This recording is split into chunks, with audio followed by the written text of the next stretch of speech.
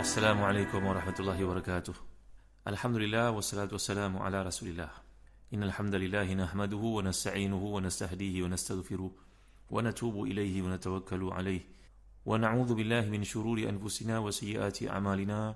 Man yahdihillahu fala mudilla lahu wa may yudlil fala hadiya lahu. Allahumma salli wa sallim wa barik ala Muhammad wa ala ali Muhammad kama sallaita wa sallamta wa barakta ala Ibrahim wa ala ali Ibrahim fil alamin innaka Hamidum Majid. Amma ba'd.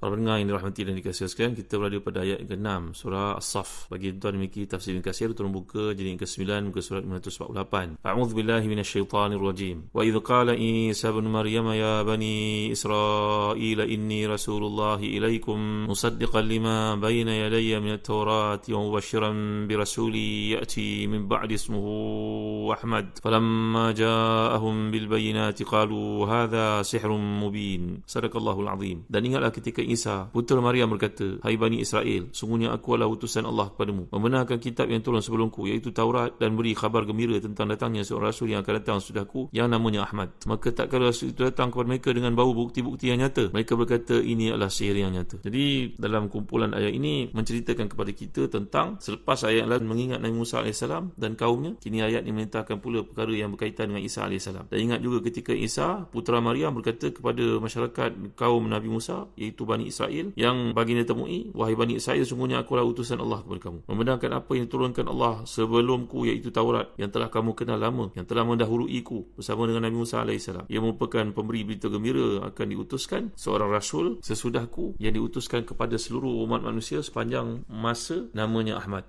Jadi Ahmad yang dimaksudkan sini dalam tafsir Al-Baghawi mengatakan sama ada Ahmad itu merujuk kepada fa'il atau merujuk kepada maf'ul. Ahaduhuma annahu mubalagha min al-fa'il ay al-anbiya kulluhum hamadun lillah wa huwa akthar hamdan lillahi min ghairihi. Maksud Ahmad yang dikehendaki dalam ayat ini, pemberitahuan Nabi Isa akan datangnya seorang yang namanya Ahmad. Ahmad ni apakah yang merujuk kepada nama ataupun yang merujuk kepada sifat? Jadi ini disebut oleh Al-Imam Ibn Atiyah dan tafsir juga Al-Muharrar Al-Wajiz. Sekiranya yang merujuk kepada sifat, maka ia adalah fa'il atau maf'ul, iaitu semua Nabi-Nabi Allah ni mereka memang sifat mereka banyak memuji Allah, tetapi Nabi Muhammad SAW yang terakhir diutuskan, baginda merupakan aktsaruhum hamdalillah, inilah Nabi yang paling banyak memuji Allah Subhanahu Wa Taala. Ataupun yang kedua, annahu mubalaghatun min al-maf'ul ay al-anbiya kulluhum mahmudun lima fihi min al-khisalil hamidah wa huwa aktsaruhum lil fadaili wal mahasini. Jadi maknanya menyebut tentang perkataan Ahmad ini sama ada merujuk kepada Hamid ataupun Mahmud. Kalau Hamid ataupun Hamad merujuk kepada yang memuji Allah sebanyak-banyaknya. Kalau merujuk kepada Mahmud adalah yang dipuji oleh Allah Subhanahu Wa Taala. Jadi mana satu ini maksudkan di sini ataupun kedua-duanya sekali. Jadi kata Imam Al-Baghawi yang merujuk kepada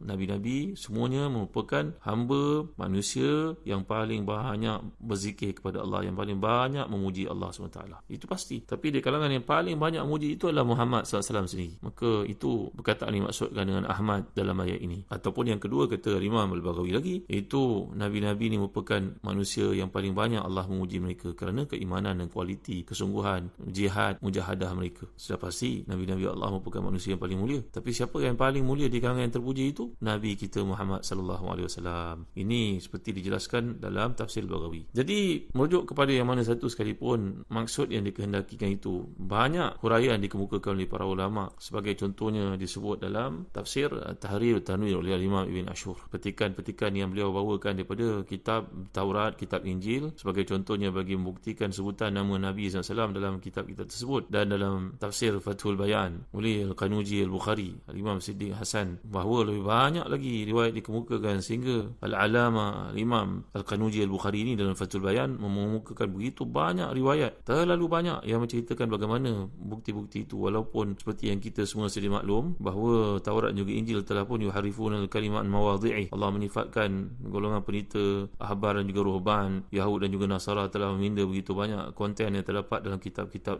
yang diturunkan kepada Nabi-Nabi mereka dengan tujuan-tujuan tertentu. Namun masih ada lagi perkara-perkara yang mereka mereka tidak dapat sembunyikan bahawa kebenaran-kebenaran itu disebut dengan jelas. Sebagai contohnya, dalam tafsir Tahrir Tanwir, Imam Ibn Ashur membawakan cerita tentang seorang yang bernama Bariklit. Siapakah Bariklit ini, tuan-tuan? Ada seorang bernama Abdullah Al-Mayurqi. Abdullah Al-Mayurqi ini adalah seorang ulama Islam yang berasal daripada keturunan Spain. Ini berlaku dalam kurun ke-9 Hijrah, sekitar tahun 850, begitulah. Abdullah ini asalnya seorang Kristian yang dulu belajar di tempat-tempat pengabdian diri untuk menjadi pendeta-pendeta ataupun menjadi ketua-ketua agama, menjadi pemimpin agama Kristian. Belajar dengan Pop yang paling tinggi jawatannya di negara Eropah itu. Dia berkhidmat selama lebih 10 tahun, daripada usianya 16 tahun hingga ke 26 tahun. Pada satu hari, Abdullah Al-Mayurqi, nama Islamnya, beliau hadir dalam satu pertemuan yang menghimpunkan semua padri yang besar di dunia. Tapi Al-Qisul Akbar, ini Pop yang paling besar, tak datang dalam pertemuan tersebut mewakilkannya. Maka dalam pertemuan tersebut mereka bincang tentang Bariklit ataupun Fariklit. Maka setiap mereka mengemukakan hujah masing-masing, mengatakan sama ada Bariklit yang disebut dalam Injil ini disebut Nabi Isa AS bahawa akan datang selepasku seorang bernama Bariklit yang akan menyempurnakan janji, dan juga Allah SWT menurunkannya. Begitulah maksud mafhum daripada kata-kata tersebut. Maka di kalangan padri ini mengatakan Bariklit ini adalah merujuk kepada Yahya AS, dara kepada Nabi Isa AS. Ada mengatakan dia merupakan nabiun lam yadhhar wa lam yu'raf. Dia belum nabi, seorang nabi yang tak diketahui, belum zahir lagi. Akhirnya pertemuan tersebut berakhir dan tidak ada kesimpulan terhadap Bariklit ni siapa dia, sehingga Abdullah Al-Mayurqi ini yang berasal daripada keturunan Kristian yang telah 10 tahun berkhidmat untuk Pop terbesar, ketua agama Kristian terbesar di daerah Eropah, di Vatikan ini. Maka beliau pun bertanyalah dengan padri besar yang tidak hadir dalam pertemuan itu. Kami telah berjumpa menghimpunkan ratusan orang padri-padri besar dunia, tapi semuanya buntu dan tak tahu siapakah Bariklit itu. Berbagai-bagai pendapat dikemukakan, tapi saya sendiri buntu, saya pun tidak dapat buat kesimpulan yang jelas. Bariklit ini adalah perkataan bahasa Greek lama, Bariklitos sebenarnya. Maka bila tanya kepada padri besar yang tidak hadir ni, Abdullah Mayurqi yang berasal dari Mallorca ni di Spain ini, asalnya merupakan seorang Kristian yang tegar ini, bertanya kepada tuannya, pada padri terbesar yang berkhidmat untuknya lebih 10 tahun ni, kata, tuan, kabarnya kalau tuan hadir, tentu tuan dapat jelaskan siapa dia Bariklit ini maksudkan. Maka padri tertinggi ini mengatakan, apa kesimpulan yang kamu dapat daripada pertemuan itu? Siapa yang memberikan penjelasan tentang Bariklit? Maka dia kata padri kedua besar mengatakan itu Yahya. Maka kata padri besar ni tak salah. Apa lagi kata yang lain mengatakan dia Nabi yang belum muncul. Salah. Kalau begitu, siapa maksud Bariklit yang dinyatakan Nabi Isa terang-terangan ini, wahai tuan? Tanya murid yang begitu setia dengan gurunya ini. Guru mengatakan, tak perlu untuk engkau tahu. Dia kalau tahu pun tak ada manfaat untukmu. Tolonglah tuan, jelaskan kepada saya siapa Bariklit. Tak apa, engkau tak perlu tahu, tak penting untukmu. Tolonglah tuan. Akhirnya Mayurqi ini telah pun mencium kaki gurunya. Ialah dia dalam Kristian, itu satu amalan mereka. Dicium gurunya ini, dan padri yang berkhidmat untuknya ini merayu bersungguh-sungguh, menangis, dia minta, tolonglah tuan, beritahu kepada saya siapa dia Bariklit ini. Saya buntu, saya tak tahu siapa dimaksudkan. Tak ada seorang boleh jelaskan dengan tuan. Dan tuan pun tahu, selama saya berkhidmat ni, saya bersumpah dengan nama Isa. Dia masa tu masih Kristian lagi. Tolonglah jelaskan kepada saya siapa dia Bariklit ini. Akhirnya para pendengar ini mulia Allah sekalian, padri besar ini pun berkata, kalau aku beritahu pada kamu, kamu jangan sampaikan pada sesiapa pun. Cukup antara aku dengan kamu saja. Siapakah dia? Maka jawapan itu Muhammad sallallahu alaihi wasallam. Bariklit yang disebut oleh Nabi Isa dalam bahasa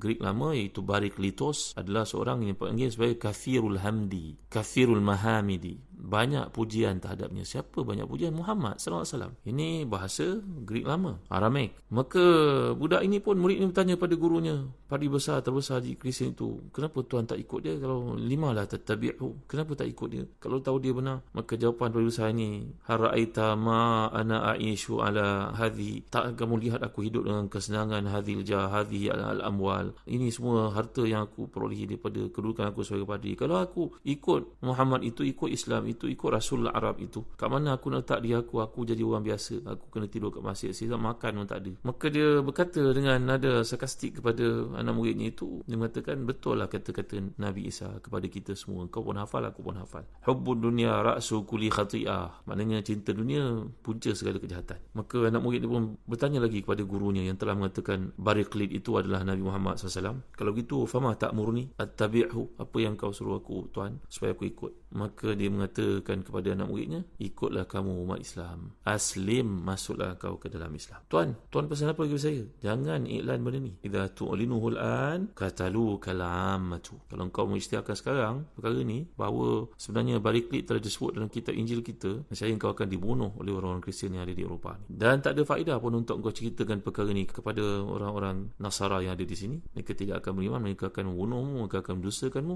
mereka tak akan percaya apa yang aku katakan kepada kamu. Aku pun akan mengisytiharkan aku tidak bercakap begitu pada kau. Maka tidak ada baiknya untuk mengatakan demikian. Tuan, perkara ni boleh kita lihat dalam kitab Tuhfatul Arib fi Raddi ala Ahli Salib, karangan Abu Muhammad Abdullah Al-Mayurqi, yang saya ceritakan kepada tuan-tuan. Kitab ni alhamdulillah dicetak dan boleh kita baca bagaimana penerimaan, walaupun berlaku macam-macam perubahan terhadap kitab Injil itu, tapi sebenarnya masih ada lagi fakta-fakta yang menunjukkan kebenaran putusan Nabi Muhammad SAW yang diisytiharkan oleh Isa bin Maryam alaihi salam. Tuan-tuan boleh baca dalam tafsir contohnya Fathul Bayan, Khanuji Al-Bukhari, begitu juga disebut sedikit dalam At-Tahrir Tanwir oleh Al-Imam Ibn Ashur. Pernah perkataan Barclay ni ditanya oleh seorang ulama Azhar. Nama syekh ini Al-Imam Dr. Abdul Wahab An-Najjar. Ini rahimahullah, ni seorang ulama Azhar yang terkemuka. Beliau ada banyak karangan, antaranya buku bertajuk Qasasul Anbiya. Qasasul Anbiya iaitu kisah para nabi. Beliau pernah bertanya pada seorang Qis ni adalah seorang padri besar di Mesir. Orang Koptik ada ramai, orang beragama Ortodoks. Qis besar ni Kalonino namanya, seorang pakar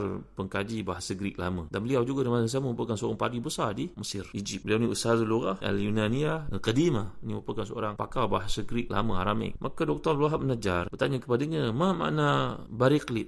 Apa makna Barclay? Cuba cerita pada saya, wahai Profesor Kalonino, kamu orang paling pakar, orang Kopti, maknanya orang Mesir yang menguasai bahasa Greek lama." Dia mengatakan, kami para kasawisa menterjemahkan perkataan Barclay ni sebagai muazzi. Kalau kita baca kitab Bible dalam bahasa Arab, Injil bahasa Arab, kita jumpa perkataan Barclay ni disebut sebagai muazzi. Muazzi maknanya yang memberikan peringatan tentang benda-benda yang menakutkan. Terjemahkan seperti itu. Maka Dr. Abdul Wahab Najjar ni, ulama Azhar ini rahimahullah, bertanya kepada Dr. Kalonino ni, pakar bahasa Greek ni, orang Kristian ni, cuba terangkan betul-betul apa maksud Barclay ni yang sebenarnya. Muazzi ni kurang jelas. Akhirnya beliau mengatakan maksud Barclay adalah Kathirul Hamdi. Kathirul Hamdi maknanya yang banyak pujian untuknya. Siapa yang banyak pujian ni tuan-tuan? Tak lain tak bukan Nabi Muhammad SAW. Muhammad maknanya banyak pujian untuk baginda sallallahu alaihi wasallam. Maka bertanya Dr. Syekh Abdul Wahab Najjar ni kepada Dr. Kalonino lagi, selaku pakar bahasa Greek lama, yang Barclay ni bahasa mereka, bahasa Greek lama. Adakah Kathirul Hamdi dimaksudkan itu tasduqu ala Ahmad?